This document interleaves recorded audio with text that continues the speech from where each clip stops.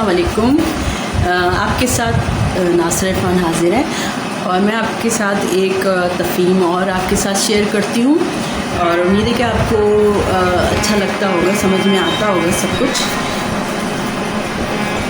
कागज़ की आपको मैं एक तरह से बारे में बताती हूँ, कागज़ कैसे बनता है और कहाँ से इसकी ईजाद हुई है।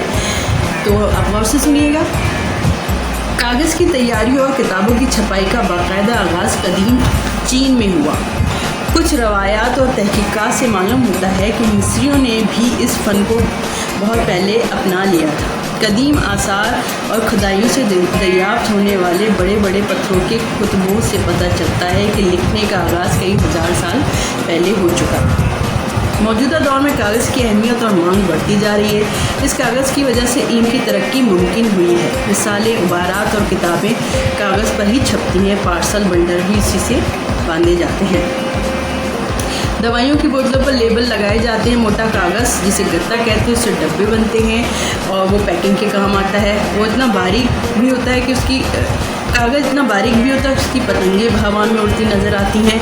और सबसे बढ़ के कागज़ करेंसी नोटों की शक्ल में भी अपना लोहा मनवा चुका है।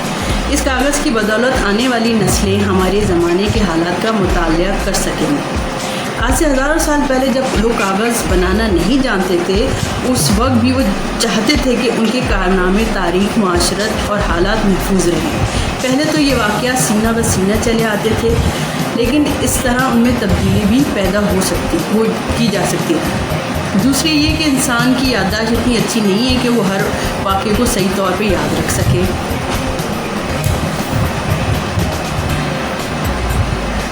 इसलिए ज़रूरत महसूस है कोई ऐसा तरीका ईजाद किया जाए जिससे जो है वो सारे जो वाक़यात और हालात हैं वो महफूज कर दिए जाए।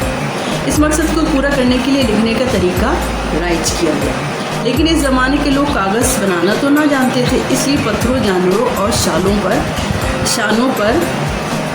जानवरों के शानों पे जो उनके कंधे उस पर और दीगर चौड़ी हड्डियाँ, जानवरों की खाल, दरख्तों की छाल और पत्तों पर लिखने का रवाज हुआ।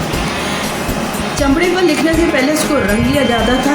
आज से कोई 2000 साल पहले मिस्र के लोग ऐसे दरख्त की छाल पर लिखा करते थे जिसे वो पेपरस कहते थे।